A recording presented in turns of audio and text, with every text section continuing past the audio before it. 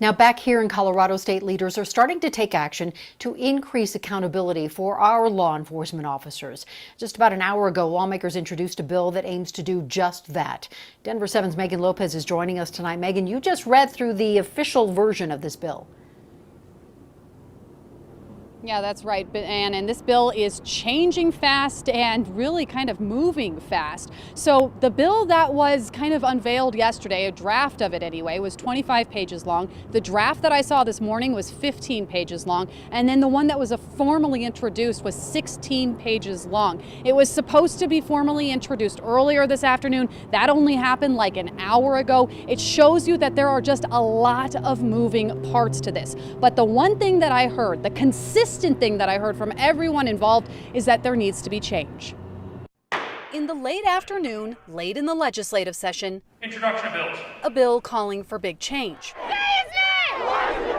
As protests stretched into a 7th straight day outside, inside an acknowledgement that now is the time for action. Ending chokeholds as a restraining method for the police. That's something we want to discuss. Democrats in the state legislature introduced the bill, but Republican Senate spokesperson Sage Naumann says his caucus is committed to helping. It may be unprecedented, but we're in unprecedented time, so I'm not going to hold that against Democrats. We're just hoping that they give us a chance to come to the table and be part of the process as well. The official version of the bill is much shorter than the size of the original draft.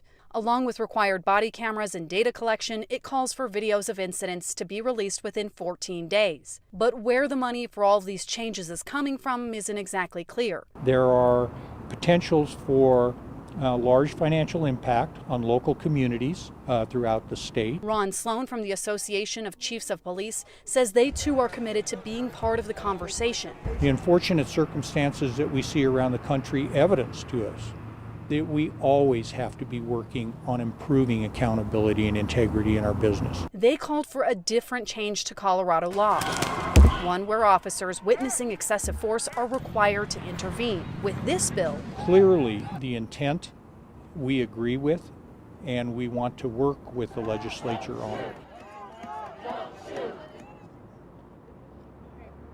So if this bill is passed, parts of it would go into effect this upcoming January, and then parts of it would go into effect in July. When it comes to that body-worn camera part, there is a part for a waiver in case law enforcement agencies aren't able to get them or to afford them. We expect this bill to head to committee this week, possibly as soon as tomorrow. I'm live in front of the Colorado State Capitol. Megan Lopez, Denver7.